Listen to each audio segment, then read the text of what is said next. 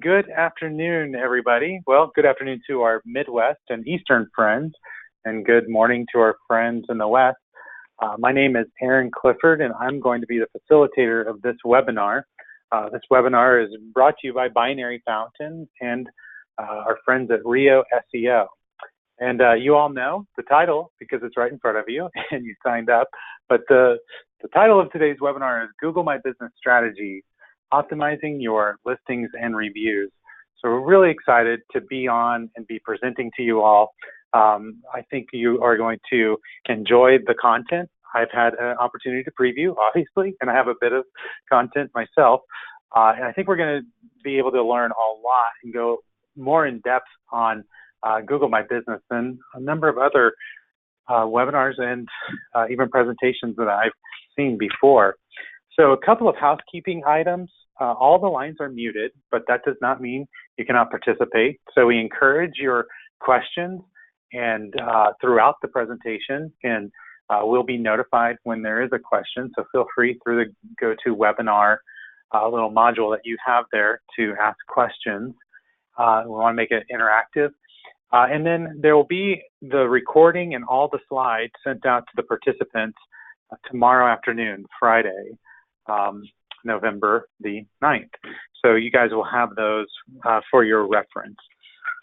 Just to jump in, the purpose of today's webinar is we know, and you all know, if you have businesses and locations, that Google My Business is a large part of the volume and views that your customers give you guys in your businesses from a digital perspective, whether mobile, desktop, iPads, other devices. Google My Business is predominant from a search perspective. But there's also, a lot of information that sometimes we're not providing our consumers that we could be providing them. And so what's your strategy to acquire your customers?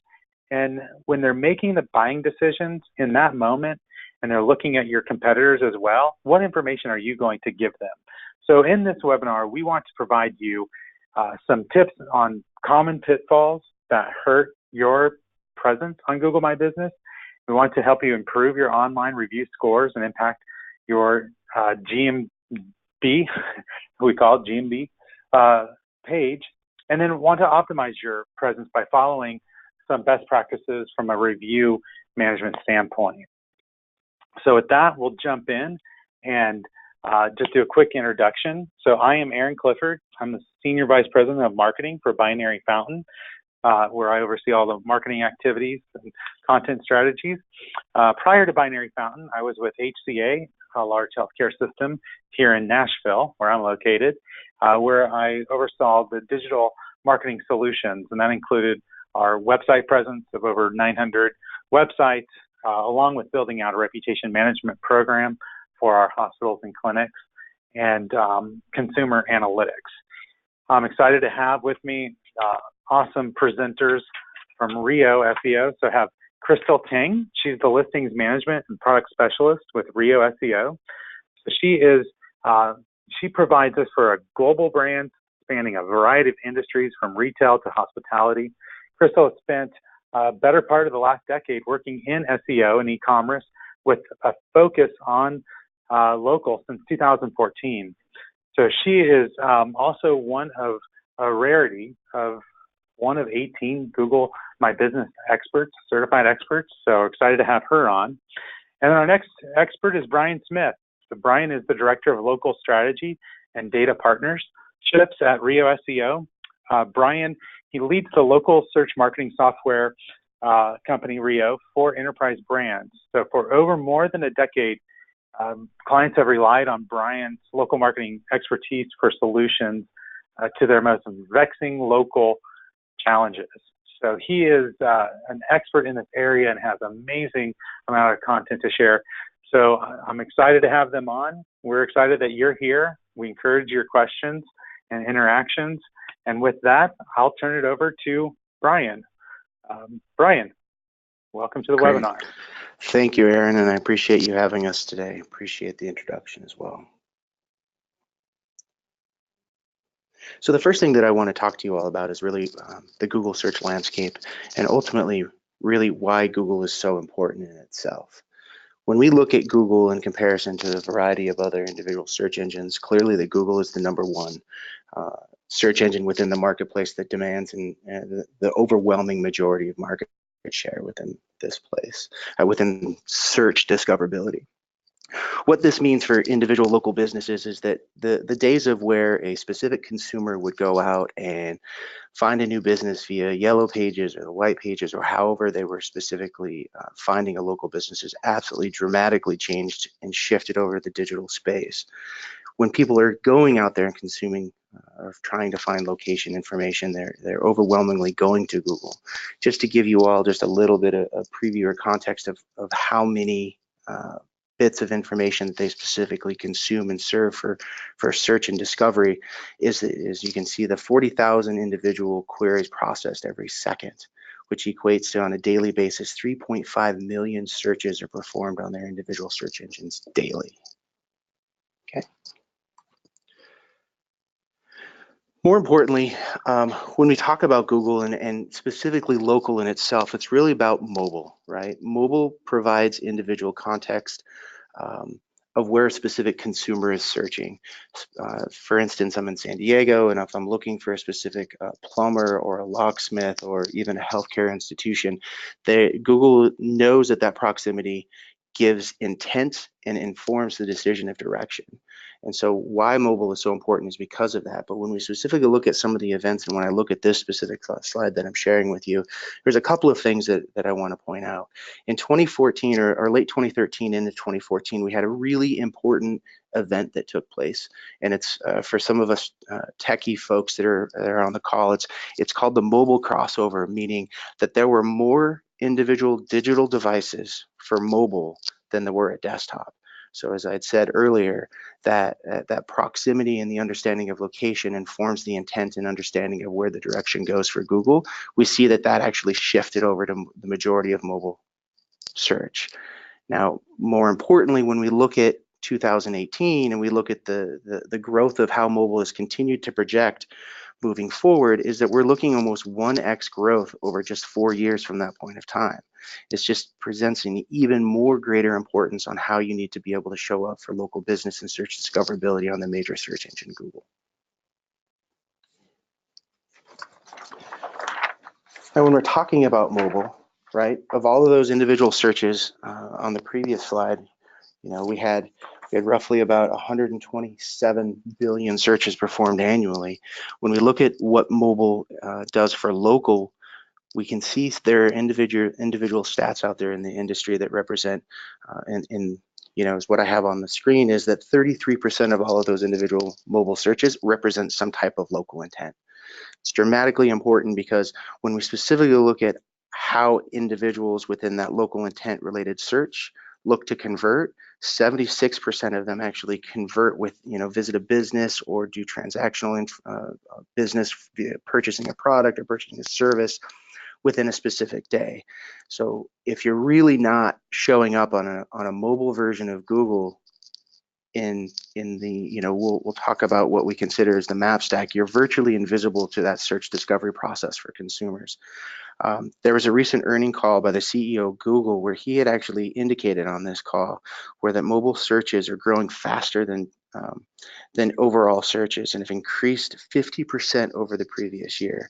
So while this number is a 2017 number and we're looking to get updated for 2018, you can continue to see what that individual importance is.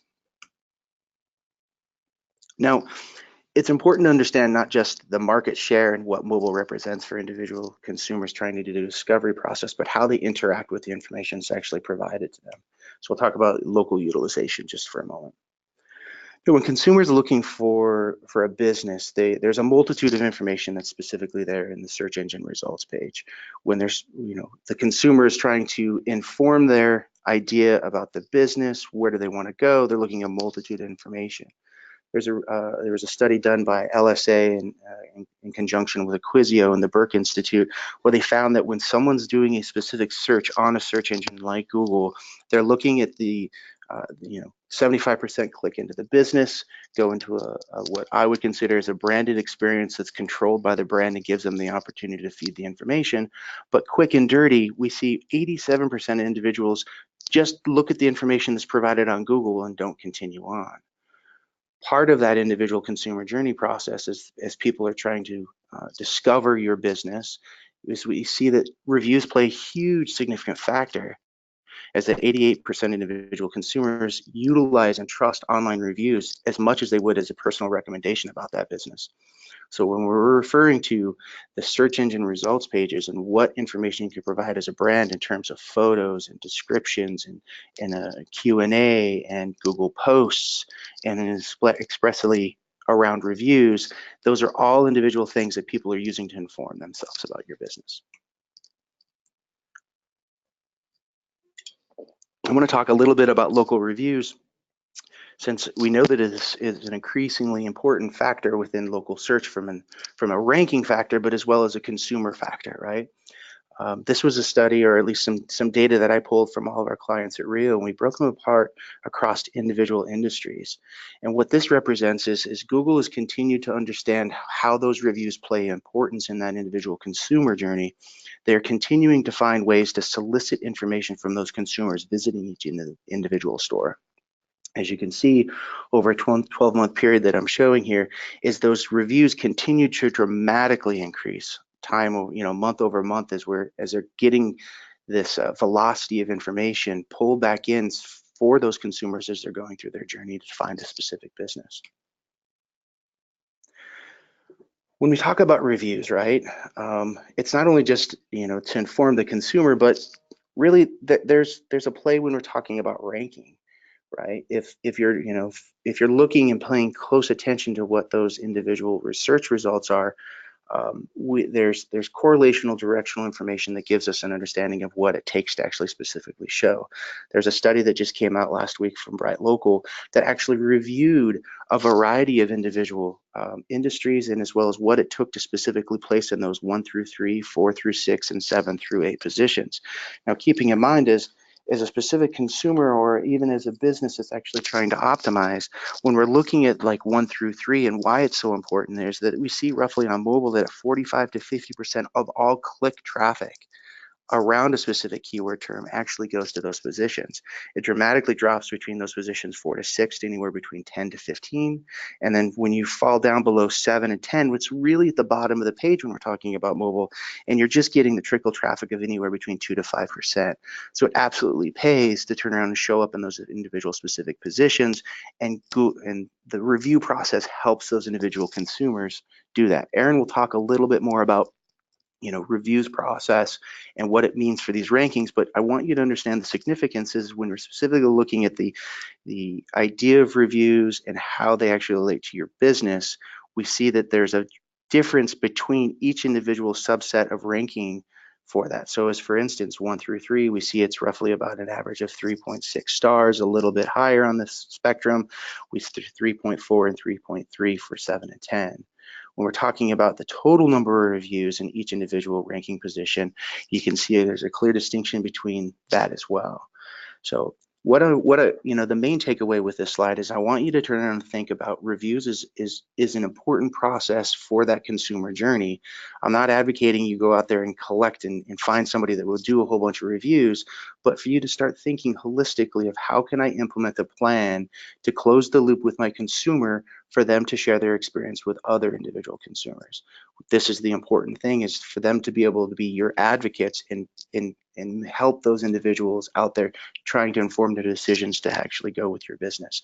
This includes the availability to respond to negative and positive reviews, because people are looking at that. They're looking at how do they specifically work those negative situations. Have they turned it into a positive? Are they combative? Right? This is all part of that consumer process. So there's no 85, 86% Google market share, 30% is mobile traffic. There absolutely is a causation for local, when we talk about what that represents from a traffic perspective. So when we're looking at Google itself, this is a search engine result page, and we're looking at the top 3 listings that are outlined in orange there. Those is what we would consider what is called a map stack, right?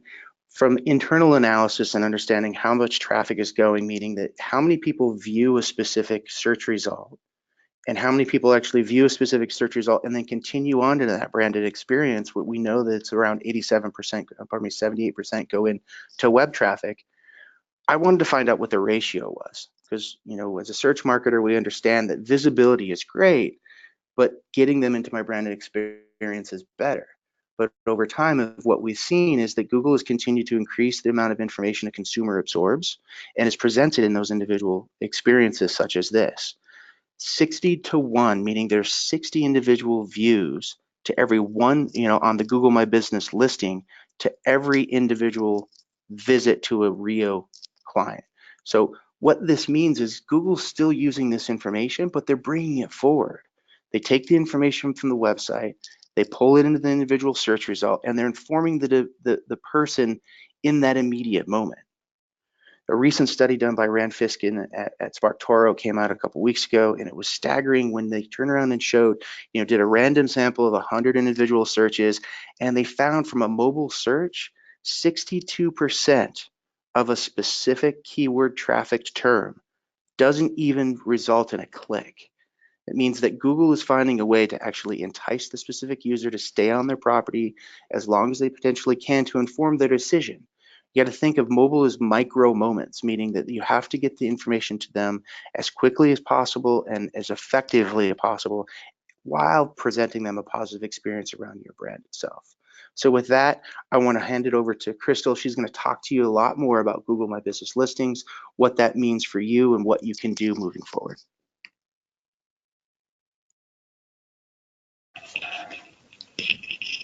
Thanks, Brian. Let me just make sure I get mouse control.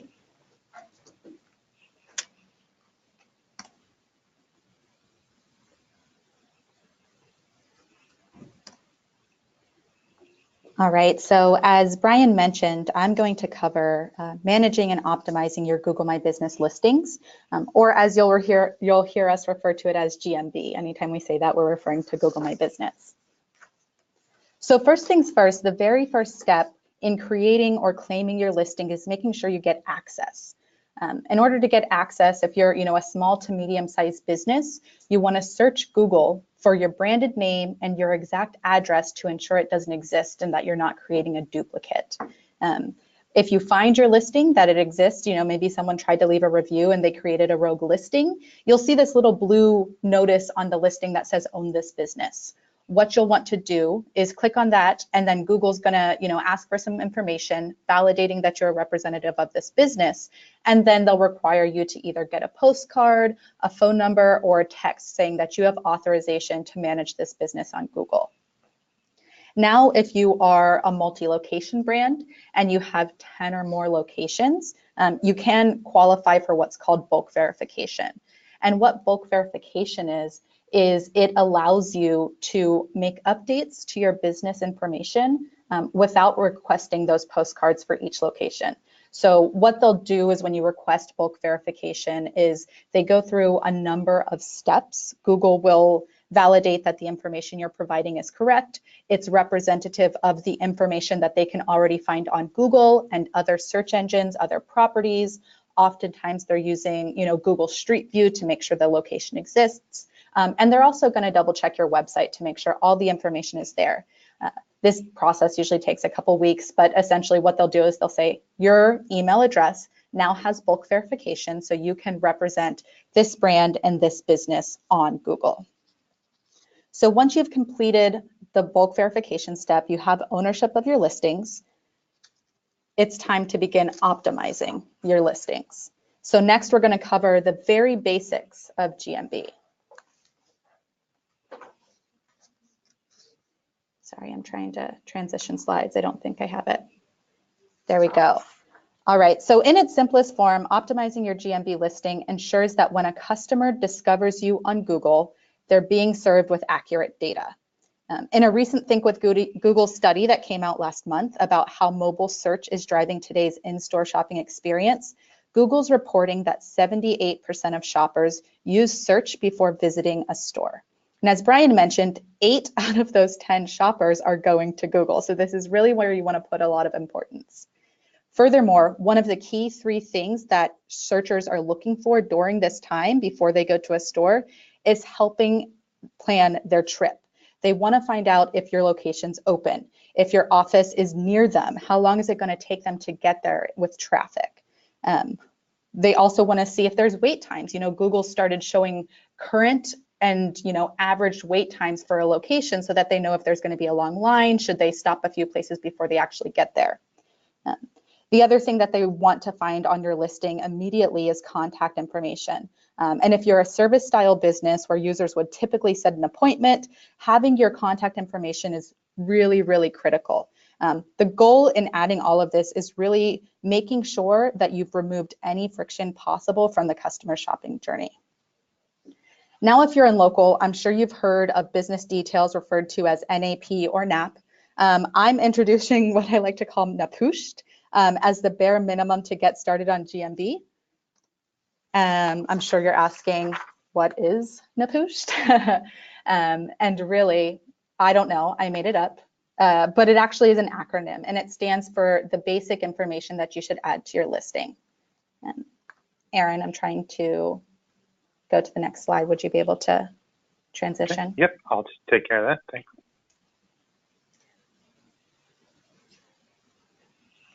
All right, so what is NAPUST? It stands for first name. It stands for address, phone number, URL, category, hours, and description. These are the very most basic details that you should be adding to your listing. I will go into a few specific points on each of those.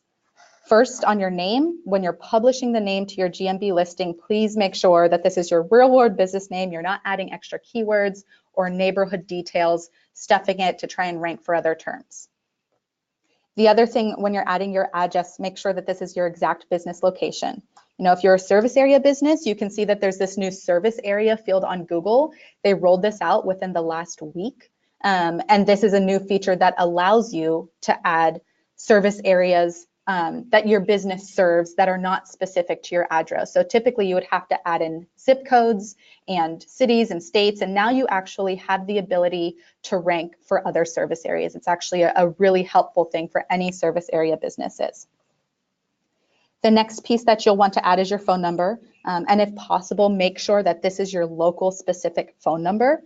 That's usually what the customer's expecting. If they see your information on your listing, they're going to want to call you. They're going to want to ask questions specific to that location. So this should be the locally staffed phone number if possible. Now, just like phone, if you're adding your URL, you want to include your local specific URL that guides the customer through the discovery process. You don't want to send them back to the home page.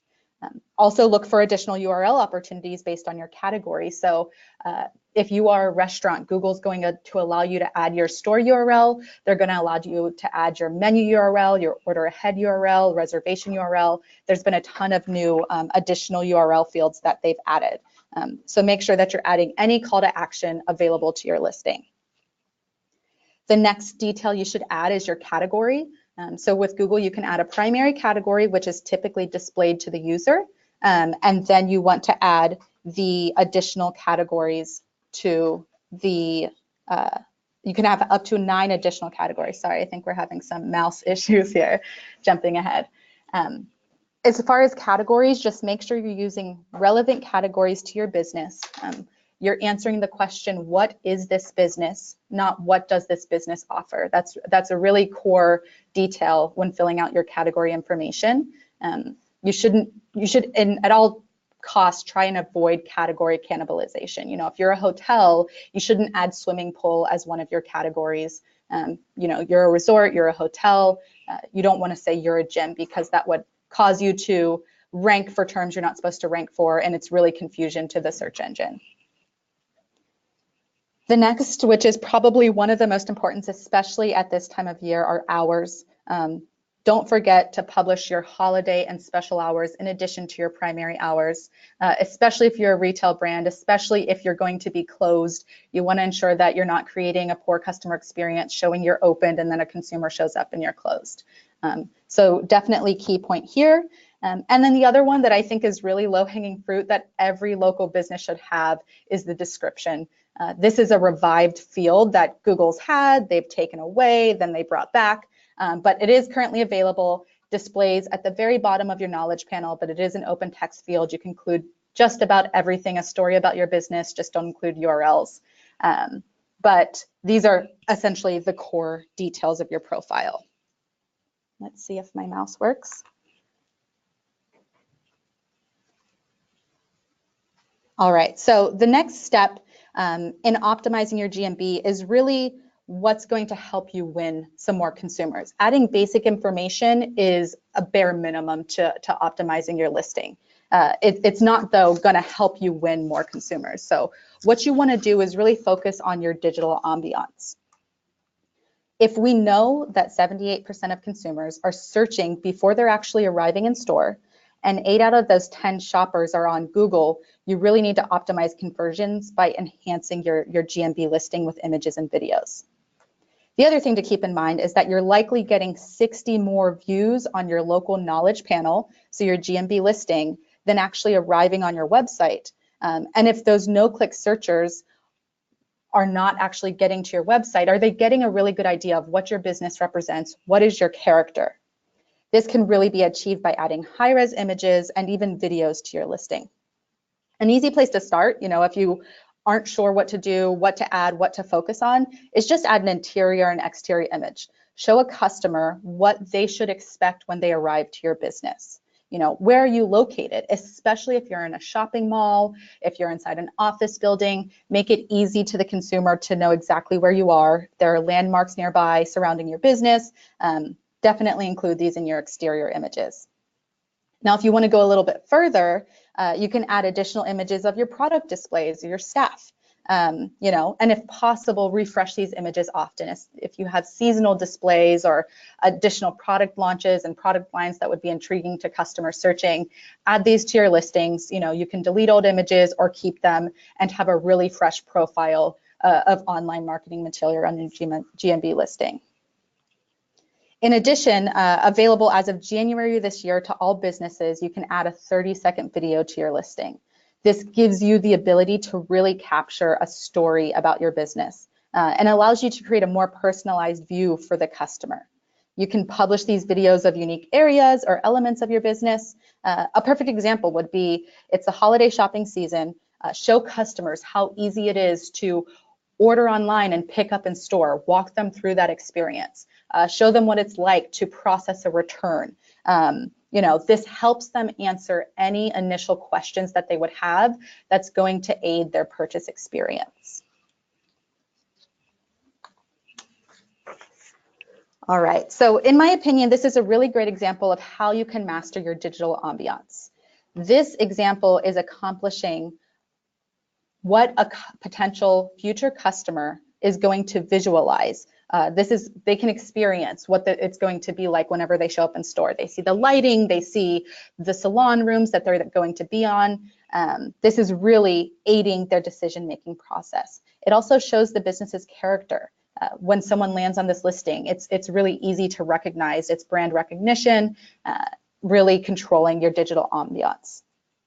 You also want to make sure that you're proactively managing these images and videos for just a few reasons. They show up, one, really prominently on the knowledge panel, both on listings and in search. So if you're searching for locations on Google, one of the first things you're going to see is an image, but it's really important to keep in mind that outside of Google search, Google image search actually still has #2 traffic of all of search engines. So that's important as well. The other thing is that user-loaded images and videos will also show on your knowledge panel that you don't technically have control over.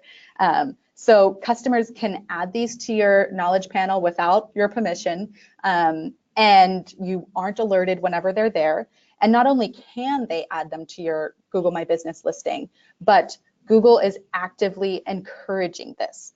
They're triggering alerts. If you take a picture and you're near a local business, they're going to say, hey, you just took this picture. Do you want to add it to the Rio SEO listing? That's popping up on their cell phone. So this is important to know that if you're not publishing this information, there's likely a consumer out there controlling this information for you. And here are a few examples of when user-loaded images have outranked the business published images. I think Here are a couple examples. As you can see, maybe there were some bored shoppers at Bed Bath & Beyond, or this is really what Beyond represents for this business. And here, I think, there was a driver that was sleepy and maybe ran into the side, but for whatever reason, users took pictures, loaded these to the GMB panel, and then they got so much views that they began outranking the actual business loaded images. Sorry, we're trying to go back. Awesome. So one thing to keep in mind is that if a user loaded images outranks your business image provided, you can get it removed if it's against guidelines. It's something that you cannot avoid. And typically when this happens with our brands, what they do is they say, hey, support team, listings management team, there's this image that's irrelevant for our business. Can you please get it removed? And so that's what our listings management team is we work with Google My Business to say, hey, this image is not representative of the business or it violates guidelines, and we'll try to get it removed or at least suppressed. So one of the key things is that during this process, it can take a couple of weeks. So just try not to create additional information or additional clicks on this image that would tell Google that it is interesting to users. So that's always kind of my rule of thumb, is stop clicking on the image if you want it to be removed or suppressed. All right, so now that you've got your location details, you've got great images and great videos, what is the next step? We're just going to see if we can transition to the next slide. Sorry for these technical difficulties.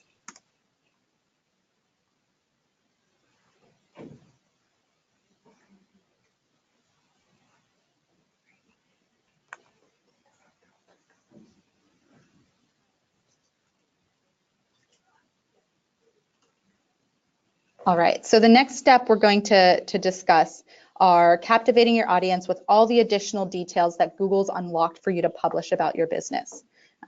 Google has invested a ton of resources and development into GMB over the last 1 to 2 years, and this isn't slowing down. They're constantly testing and rolling out new features as a business, and you should be testing these out as well. I'm sure all of you guys have heard about Google Posts. It's likely the most discussed, but also the underutilized optimization feature. Posts are really a local content piece that allow you to showcase timely and relevant info about your business, or even a community, surrounding community events, launches, promotions, essentially anything you want to publish. You've got a free open content field here with Google Posts. There are 4 different types of posts that you can choose from, and each allows you to publish images, videos, content, includes call to action buttons. You can add a link, and there's really just a ton of scenarios that you can utilize Google Posts for. The extent is limitless, as I mentioned. These don't really have to be at your place of business as long as it's relevant to your business. So for example, if you're a healthcare facility or a pharmacy, and there's a nearby blood drive that you guys are participating in or sponsoring, or you just want people that are interested in your business to be aware, you can utilize Google Posts to highlight that. It's attractive to customers. It's attractive to potential, shoppers to know that these are the events within your community that you're involved in or that are important to your business.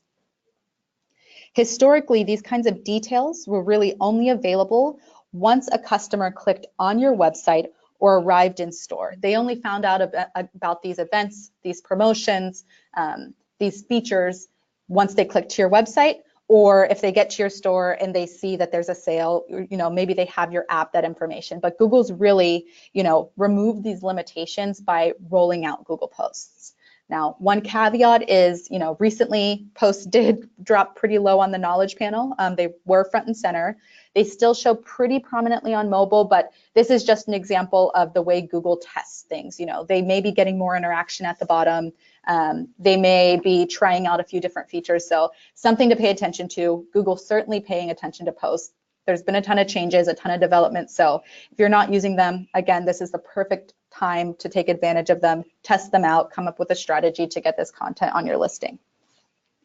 So in addition to posts, You'll also want to publish unique features and offerings to your listing. And you can do this by utilizing the attributes section in your Google My Business. Attributes, again, is kind of a newer feature. It's the ability to publish really specific details about your business, such as whether you have wheelchair accessible entrances or if you have Wi-Fi available. You know, there's a ton of fields available. These are made available based on your primary category, and they can be set at the location level. So if you're a multi-location brand, it's important that not all locations offer the same features. So you want to be able to show, you know, if most of your locations offer Wi-Fi, but there's a handful that don't, it's helpful to a user if that's what they are expecting, but you're putting it front and center that you don't offer Wi-Fi. The other thing to keep in mind is that there's a thing called factual attributes, which are the ones that are within your GMB that you can control and add or remove. And then there are these subjective attributes, which Google is triggering users to answer based on their experience or whatever information they have about your business. And there's no proof that they actually know the answer. But Google will give these pop-ups, as you guys can see on the right-hand side, some a little bit vague and some really specific, like branded products available at a specific store. I'm assuming it's because Google's kind of getting ready for that Black Friday shopping rush. They want to make sure that they're ranking, you know, a brand like maybe Target that doesn't really target Apple keywords, that they want to know that users can get this product here because there's going to be a ton of Target locations. These are ones that as a business you cannot control unless they are incorrect. So if one of these subjective attributes displays on your knowledge panel, not all of them do. Some show as a check mark, as you can see here, some show as an image. But if you see it there and you can prove that it's incorrect, you can reach out to Google to get it removed. Otherwise, you can't request to add it unless you're acting like a user and you're answering questions on Google. The other thing that you want to keep in mind with attributes is you want to constantly monitor them because they're one of the things that gets the most suggested updates. So in GMB, if you're ever monitoring your data and you see that like red strikeout of information with something overriding it, those are suggested updates from either Google crawling other websites and getting additional information, or from users answering questions like these and saying, no, you cannot get Apple earbuds at this location. So just constantly monitor this information. Google's proactively trying to get additional information, not only from the business, but from searchers and users. So this is something that can easily be inaccurate if you're not monitoring it. And then the last thing we'll cover in optimizing your GMB listing are local menus, and what's very, very new, spotted in the wild recently, are product collections. So now that you've added, you know, core details, images, posts, content, description, all of those things on your listing, you can really round it out by publishing structured menu data directly to the knowledge panel. So this menu data, which is available for both restaurants and service type businesses, is in addition to adding those menu URLs under the URL section. It's also been available for a while on Google. You could submit it via API, then it was rolled out to be added manually within your GMB to restaurants, and then was recently rolled out to a ton of other business type categories. The menu really consists of this open field text structure that you see, where there are kind of loose parameters. You set your section, you can add any type of items to the section or services to the section, add a description, add a price if you want to. Prices are not required, but it really gives you a ton of control over what you want to be displayed right there to the users that are on your knowledge panel and potentially not clicking further. So a great example of why you would want to include this to help capture you know, more customers during their decision-making process is, think of a shopper or someone searching for a restaurant nearby that has dietary restrictions. One of the questions in their mind is likely going to be, does this restaurant have vegetarian or vegan options for me? If you can answer that question right there in the knowledge panel, you are becoming more of a consideration in their mind. If it's not there, they may click to your website to find information, they may call, but it's possible that at that point, if they don't have that information that they're expecting, they may choose a competitor or another option. Another example is, if you're a service-based business, say you're an auto parts store, and you're publishing your service menu because you not only sell products, but you offer oil changes. I think it's great to highlight the additional things that your business does so that users have that information when they're making a decision. It's probably more convenient for them to be able to buy a product at a store and then also get it installed at the same time. And as I mentioned before, new to Google, and I actually haven't seen it in any of the accounts we manage, but product collections seem to be something similar to menus, but for retail style businesses. So these are in the early stages. I would say, keep an eye on them. They may be rolling out through this year, or Google might push it till next year. Again, I've only seen one example of this, but it seems like these are essentially the next level of menus for the business types that don't have restaurant or service menus available. I think the main difference here is I like that you can add an image, which is not available under the menu builder yet in GMB. So that's definitely interesting. All right, so now that we've answered all of these incredibly helpful and detailed information about optimizing your listings, users can never have any additional questions about your data, except that's incorrect, which is why Erin's going to share with you why it's important to engage with your customers by monitoring and soliciting reviews. Thank you, Crystal, and thank you for all those that have hung with us through working out some of the gremlins that found its way into our webinar. But I think what Brian and Crystal did in establishing how important Google My Business is to the local search and findability of your business and your services that you provide, I think it's extremely important to realize that as marketers, we spend an enormous amount of money on ads and on our content strategy, on offline advertisements as well. But what gets in the way a lot of times of new revenue to our businesses are the customer reviews. And so we have to have a way and a strategy to monitor those and respond appropriately to the reviews. Of course, with mobile, the majority of all of our time being spent on mobile devices, when you do a search on mobile, you are seeing a lot of ratings and reviews on the above the fold on the first thing that you see. So it's extremely important to be paying attention to those as a business owner, and for those of you who are managing those listings and your reputation, because there are a huge amount of impact that, when this personally for you, when searching for a restaurant or a new product or service, you are looking at those reviews, and how your businesses respond to those reviews could make or break the amount of revenue that comes in via online, from the online channels.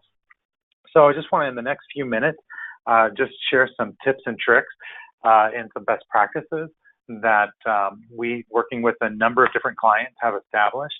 And I think what's important to realize is, some businesses are small and you're not managing large brands and a bunch of locations. Many of you are on this call, but I think that it's still, you need to have a process and system in place, even to just manually monitor if you do not have an option of getting a software package to help you.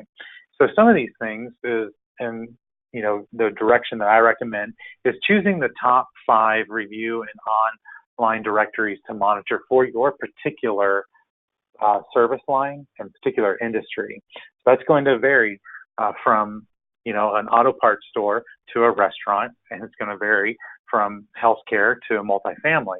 But I think what's important to know is that Google My Business is sort of like, it's the standard, and it's going to be, that's going to be one of those review sites that you're always going to want to monitor, and what Brian and Crystal provided in updating as well.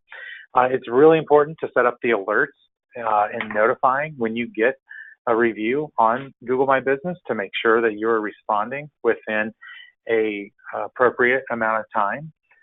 We do not recommend going back and responding to really old reviews, but it's really important to stay on top of it and be alerted when there is a customer that is leaving a review. And we encourage people to respond to positive and negative feedback most of the time. there are a lot of opportunities to thank your customers, and there's a lot of positive reviews for the services and the products that you all are providing. And then I also say, if you're responsible for this area of reputation management and listings, is to install the applicable apps, and this being Google My Business app, on your phone to make sure that you are alerted and you can take action there.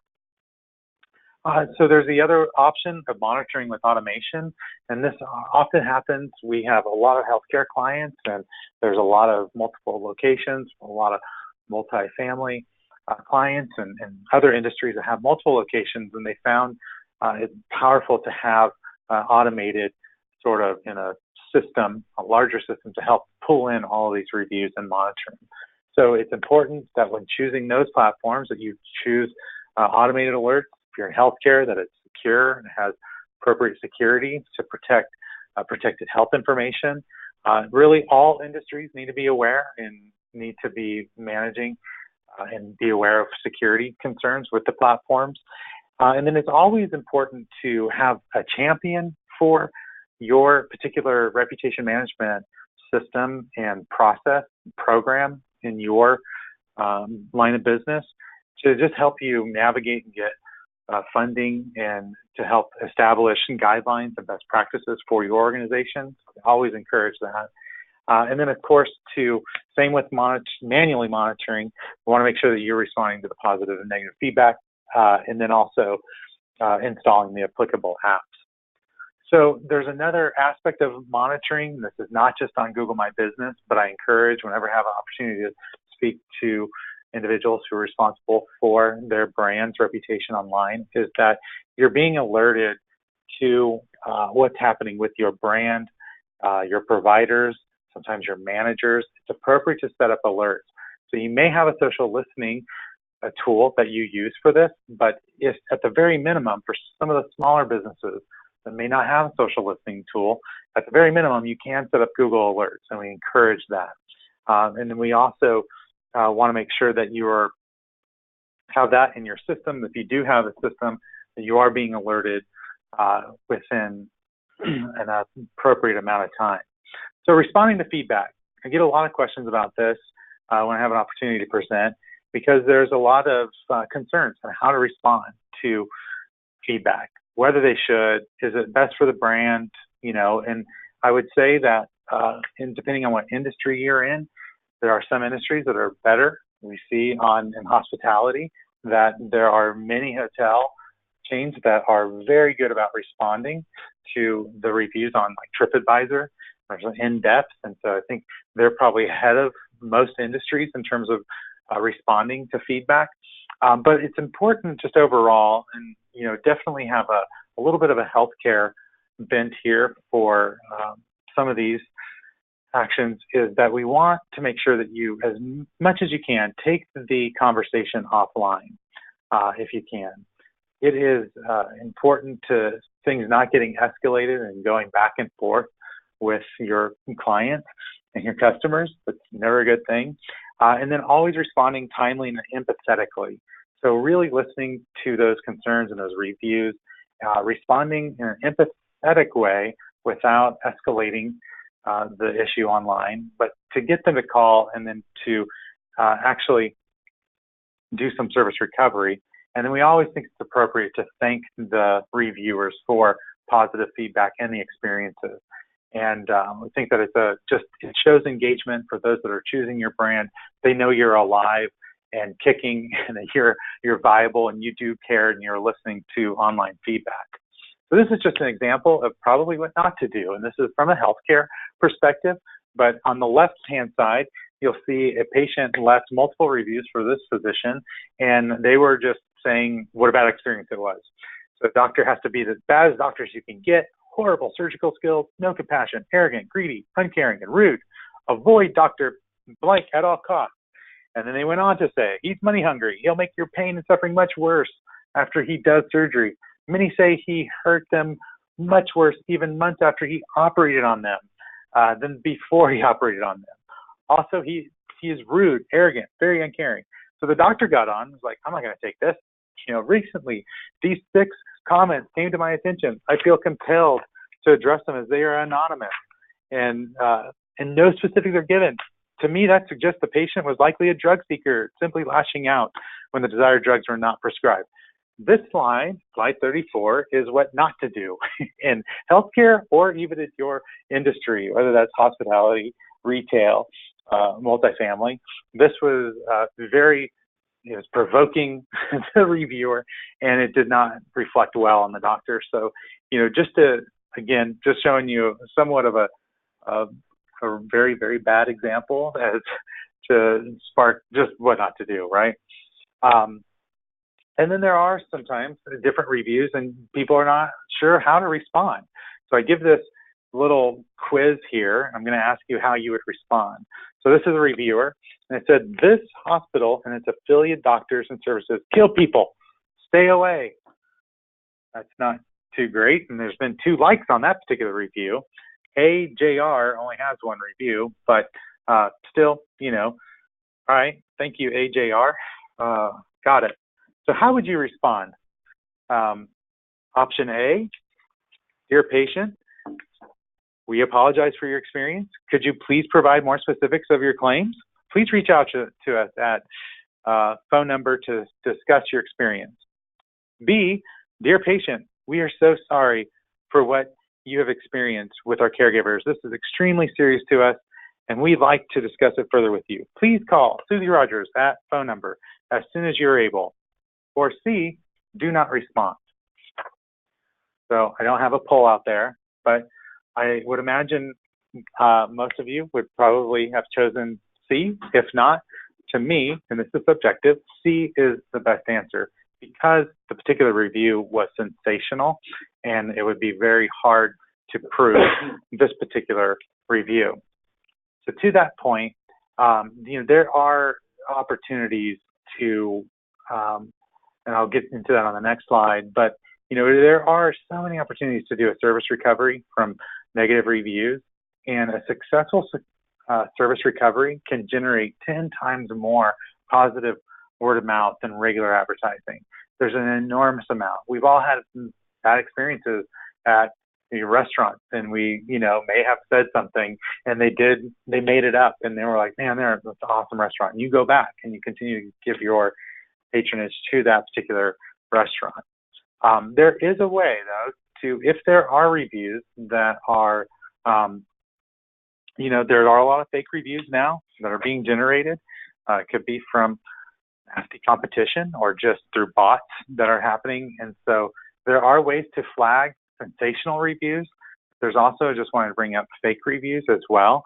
So there are a number of telltale signs that Google provides in saying how to identify a fake review.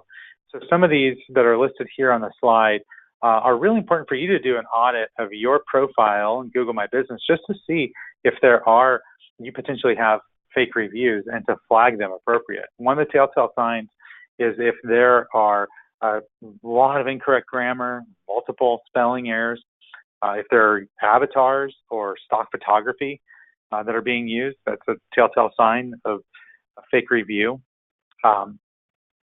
If the review has a phone number or web address that is asking you to take action, that's probably a fake review, and you should flag that in Google.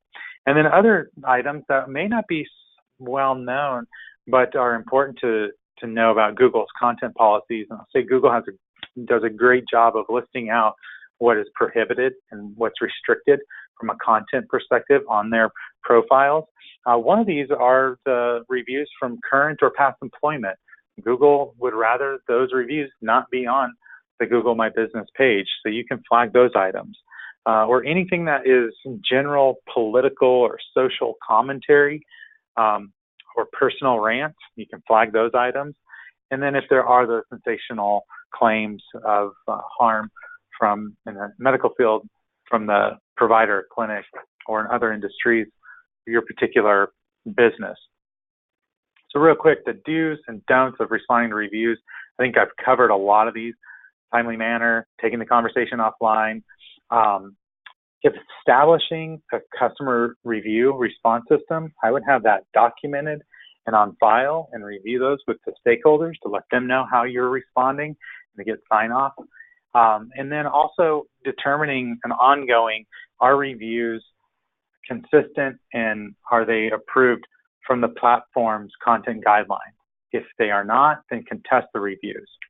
And then just the don'ts, do not ignore opportunities to improve your customer experience. I listed it twice. Don't contest every review. I listed ignore opportunities to improve customer. These are massive opportunities of don't ignore these, and also don't just claim every or contest every review. And then there's opportunities to increase reviews as well. So creating templates for your businesses to ask patrons, hey, share your experience with us online. It could be really important. And hang out posters, share your experience that you had with our business, and you'll see an increase in reviews, and most of the time those are going to be positive. So with that, concludes the main portion, but I think we have a number of questions, so we want to jump into those. I have one here that says, I work at an addiction treatment provider in many locations. For the website and Google My Business listing, should I link to the specific location page on my website or the general homepage? Does it affect SEO either way? Crystal, can you answer that question? Of course, yes. So it is important that whenever you are including the URL on your GMB listing, that it makes the most sense for a user's path, because Google doesn't want to see that they clicked on that website link and landed on the home page and then immediately left. They want to make sure that they landed on the correct page, that it was helpful to the user, and that they stayed there. And that's likely most accomplished by including that local URL. They're on your local listing, they see all your local information. You want to continue that path by including the local landing page. Great. Another question we had, and a couple of questions on this item. Can you request a category be added to Google in Google Business? And what if your category doesn't exist? Crystal, how have you handled that? Yeah, so you can. It doesn't happen quickly or often. Google does add new categories about every quarter, but my best suggestion is to go to the Google My Business forum and post it, include information about, categories that you're using today and why they don't fit your business, and just kind of make your case. Google does listen to it, but that's a perfect place to add it so that other people can use it and hopefully, vote for your issue or communicate that this is a need for them as well. Got it. Thank you. I had one from an attendee. I'm now seeing ads in the 3-pack, which adds additional listings. The paid ad is taking the first place. This seems to be new. Are you seeing that more, Crystal or Brian? Yeah, it's definitely coming up more often. It's been there for a little bit of time, but it is showing more often for more categories. But yeah, that's true. There are paid ads showing in first position in the map pack for a number of queries. All right. I have a question, healthcare related. Any tips on responding to reviews without violating HIPAA? I'll take this one. So this is a tricky one. So if a patient, you have their name when they respond to review, I've always erred on the side of caution and just thanking the reviewer for sharing their experience and then trying to take it offline. If there are specific, it's never in saying and confirming something did or didn't happen. It's just confirming that they are upset if it's negative or happy if it's positive, but never, I always err on the side of caution when addressing any protected health information or HIPAA related information, even the patient's name. If the patient gives the name, you can address, thank you, James. You're not addressing them as a patient, but good question. There was another question about our office is only open during the week, but we are appointment only. We do not accept walk-ins. Can we publish this in Google? Crystal. Unfortunately, appointment only is not a feature yet by Google. I do keep asking them as much as I can. I know a lot of businesses would benefit from that feature. My rule of thumb is add kind of primary basic hours there. but ensure that you have that appointment URL right in the knowledge panel that will encourage users to click it and get the idea that they should set an appointment. All right, and then the last one we'll be able to take now, but we have a lot more questions and we'll respond to those after the webinar. But our keywords in the description is important. Crystal or Brian? Okay, cool. I will take that one. So I'm assuming you mean the description on Google My Business. Right now, there is no study done showing the way a description impacts your ranking, impacts the way users interact with your listing, but that doesn't mean you shouldn't do it. And I would say add, a rich local specific description now, and then it could benefit you later. All right, thank you, Crystal, and thank you, Brian. Thank you all for attending the webinar today. We are at the conclusion of it, went a little bit over. Thank you for your patience during some of the technical difficulties. For those of you who'd like to reach out to us, here's our contact information. Please feel free to email us, tweet at us. Also, you will be receiving the recording of this and the slide deck tomorrow. And then those questions that were asked during the webinar, we will respond to those as well. Thank you so much for joining. I hope you have a wonderful Thursday. Take care.